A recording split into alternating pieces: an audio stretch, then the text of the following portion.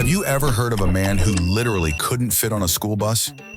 Meet Andre the Giant, one of the most recognizable wrestlers in history and a truly giant personality in every sense of the word. Watch this video to the end, and you'll learn not only about his path to fame, but also what happened to his daughter. Did she inherit her father's size? Let's go. Andre René Roussimoff was born on May 19, 1946, in the modest town of Coulmay, France.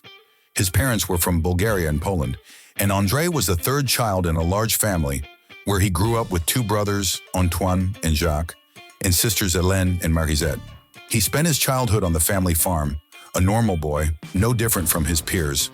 But by the age of 12, something unusual happened. Andre had grown so much that he simply could no longer fit in the school bus seat. This did not seem frightening to the family. On the contrary, they were happy because such a giant could help around the farm more than the others. The boy dreamed of learning to play the guitar, but he ran into a problem. His fingers were so massive that he couldn't wrap them around the neck. The army also rejected Andre. The medical commission honestly told him that they simply didn't have uniforms in his size. By the age of 17, he already resembled a real titan, almost 2 meters tall and weighing nearly 130 kilograms. At this age, he decided to try his hand at wrestling for the first time. At that time, wrestling was becoming increasingly popular. After moving to Paris, Andre began a new chapter in his life. During the day, he worked as a loader, and in the evenings, he trained, preparing to become a true legend of the ring. Along with his work and move to Paris, Andre began to train actively. Deep down, he had long dreamed of becoming a professional wrestler. Soon he began performing under the stage name Jean Ferret, taking a pseudonym in honor of a folk hero. He was noticed and taken under his wing by French promoter Frank Valois, who began promoting Andre on the international stage. Thanks to Valois, Roussimoff began to participate in fights all over the world, from France to Great Britain, from Australia to Africa, and everywhere it was the same. The audience was delighted, and his opponents were knocked out. His size, power, and charisma left his opponents no chance. It was during this period that he was noticed by Edouard Carpentier, a famous fighter of French-Canadian origin. He saw enormous potential in Andre and persuaded his family to let him go to Canada, promising that there he would have truly great opportunities for his career. In 1970, Andre traveled to Japan, where he first performed under the name Monster Andre. However, fame brought not only triumphs, but also the first alarming news. During a medical examination, Japanese doctors diagnosed him with acromegaly. This rare condition is caused by the body continuing to produce growth hormone even after puberty. As a result, bones, joints, and soft tissues continue to grow. Among the famous people who have been diagnosed with this condition are Igor Vovkovinsky, Big Show, and Giant Gonzalez. 2 of them died before the age of 50. Doctors warned that if he did not have surgery, he might not live to see 40. But Andre did not decide to undergo treatment. He understood that the operation could deprive him of the most important thing, the very giant appearance that made him a star. He chose the path of fame, even knowing that it might be short-lived. Andre realized that fighting the inevitable was pointless. He accepted his fate and decided to live as long as he was destined to live, not just to survive, but to live life to the fullest. During that period, he took the resounding pseudonym, The Giant, and joined the largest wrestling promotion company, the WWF. In the arena, he became a real sensation. Gigantic, unstoppable, like a mythical figure. The audience loved his image, an invincible titan who seemed to feel no pain. His spectacular fights with John Studd and Killer Khan attracted thousands of fans. He was even nicknamed the 8th wonder of the world, and it sounded not like marketing, but like a fact. His confrontations with another iconic fighter, Hulk Hogan, attracted particular attention. Their duels became wrestling classics. In 1987, the Giant lost, but the following year he took revenge and earned a large prize. Despite his victories, everything came with great difficulty.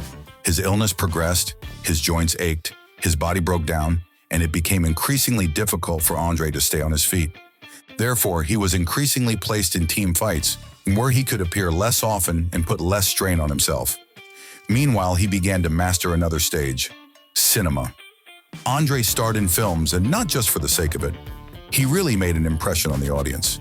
He was recognized for his roles as Nestor Vargas in Zorro, Dagoth in Conan the Destroyer, but he was especially loved for his portrayal of the good-natured giant Fezzik in The Princess Bride. However, even on set, his health failed him. According to the script, he was supposed to catch the heroine, played by Robin Wright, in his arms. But after back surgery, this became impossible. He had to use a safety harness to avoid hurting himself. However, this did not detract from the magic of the scene. In recent years, Andre suffered from severe pain. His bones and joints literally made his life unbearable.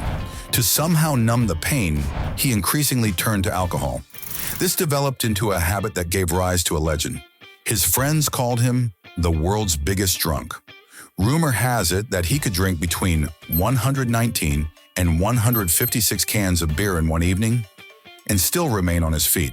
By that time, he had firmly established himself in Canada and became known as Andre the Giant, a name that would remain with him until the end. Victories, films, recognition, pain, all of this blended into one truly gigantic life. In 1974, Andre entered the Guinness Book of Records as the highest-paid wrestler of his time. But apart from his official titles, behind the scenes he had another, much less glamorous nickname: the greatest drunk on earth. And it must be said, it was not just for show. Judge for yourself. Not everyone is capable of drinking 42 liters of beer in just 6 hours. In one documentary, Andre's friends recounted how they witnessed him drinking more than 73 liters in one evening. And this is not an exaggerated story. These are real facts that are difficult to imagine. One incident became legendary. Andre was relaxing in the hotel lobby, leisurely drinking can after can. In the end, he reached 127 cans of beer. After that, he simply laid his head on the table and passed out. The staff tried to lift him up, but quickly realized it was useless. This man, weighing over 200 kilograms, was immovable. And then they just left him where he was sitting. Andre woke up in the morning as if nothing had happened and calmly left. Later in 2018, a documentary was released that finally allowed a glimpse behind the scenes of this fun side of his life.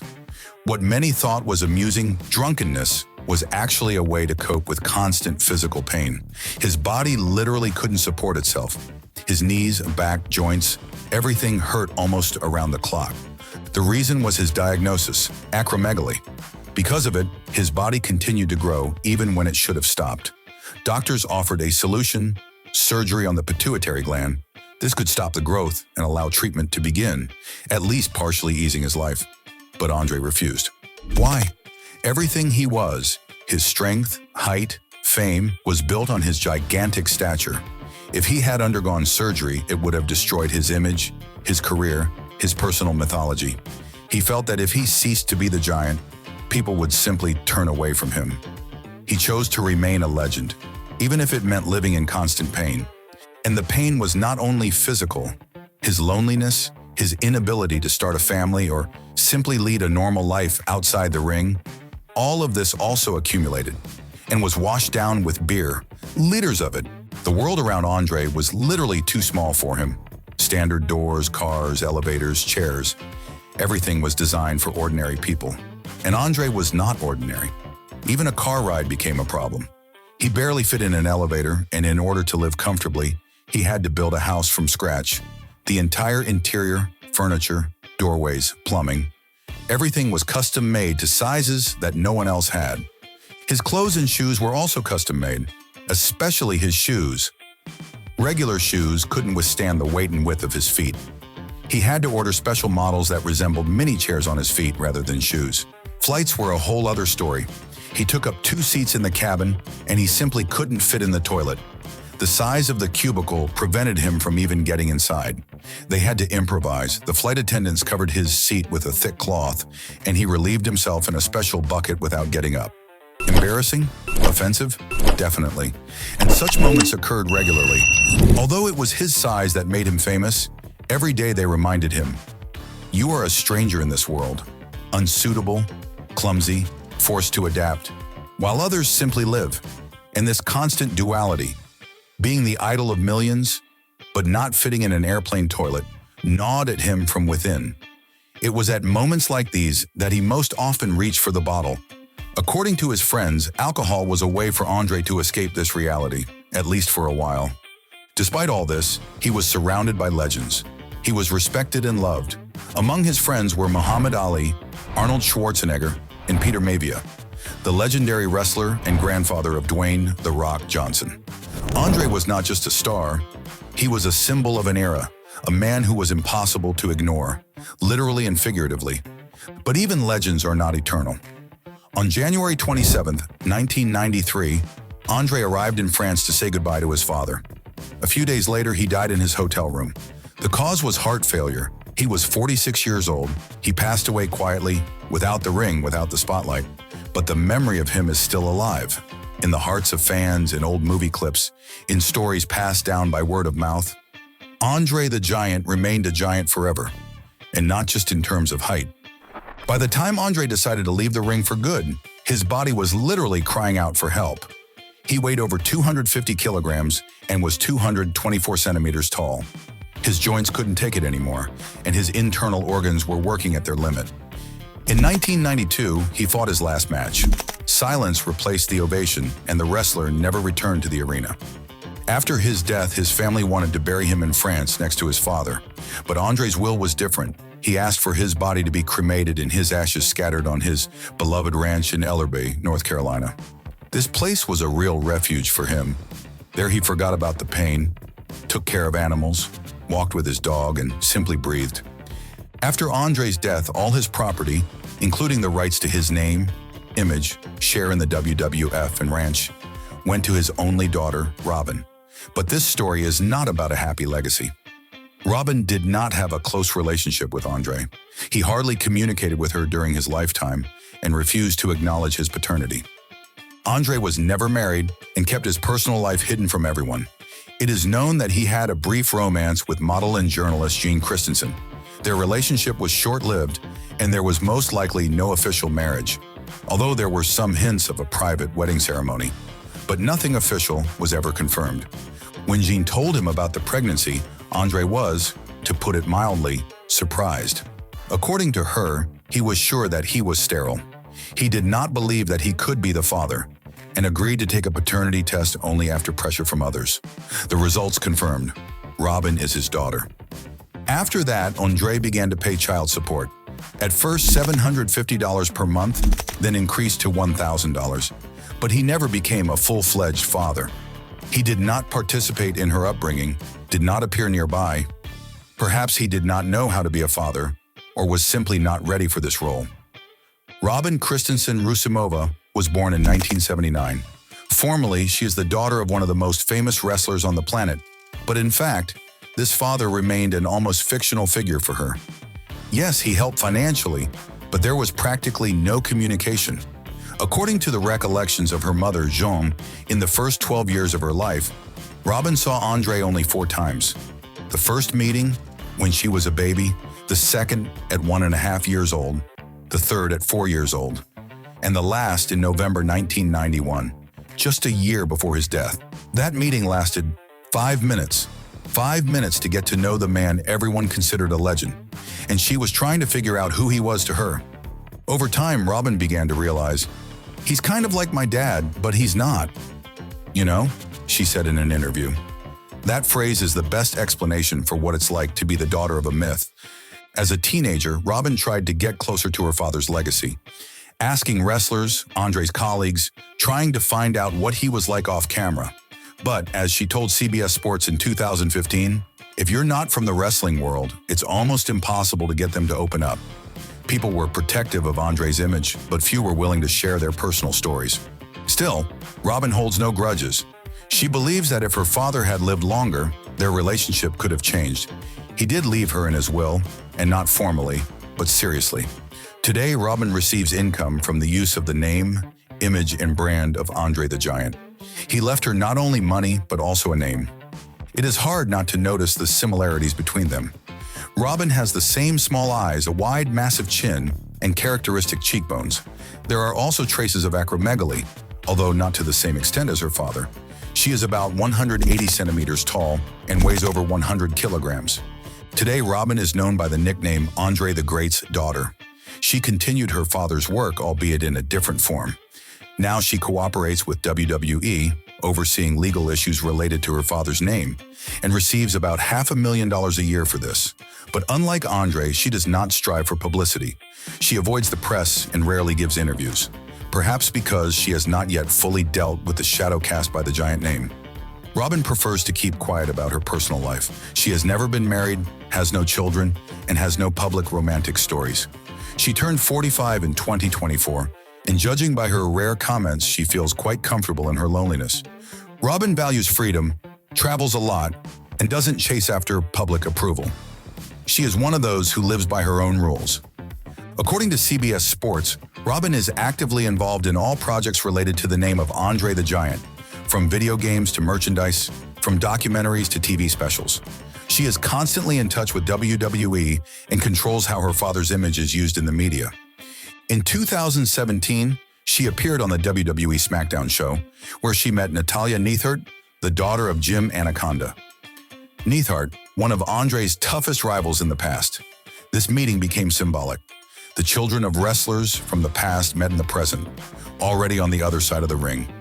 In an interview with Sports Illustrated in 2020, Robin shared warm memories of her father's most famous film image. The film in question was The Princess Bride, 1987, where Andre played the kind-hearted giant facade. Robin told how she first saw her father on screen in this role. "When my mother took me to the cinema, I didn't know he was in it. And then the scene begins where they are about to kidnap Princess Buttercup. And then I jump up and say, 'That's my dad.'" For Andre, this was a special role. He put himself into it. Kindness, strength, inner vulnerability.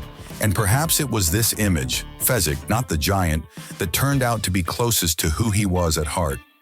"He was so kind," Robin recalled. "Everyone who worked on The Princess Bride put their soul into the film, and it showed.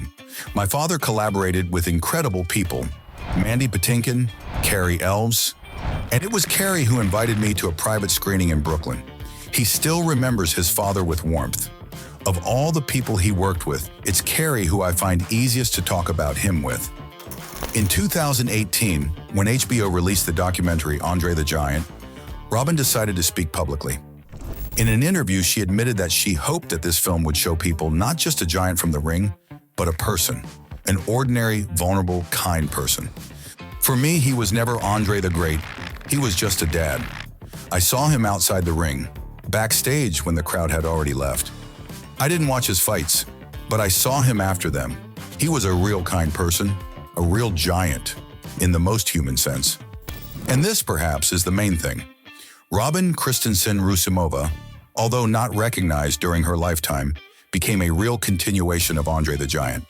Not in the ring, not in fame, but in spirit. She preserved his memory, passed his image on, but in her own way with respect and inner warmth. Mistakes of the past are forgotten, but love remains. Perhaps right now, looking down at his daughter, Andre feels real pride for the first time. If you want more wild stories like this about fighters, hit subscribe, brother. This is Iron Stories. We have legends and truth behind the scenes here.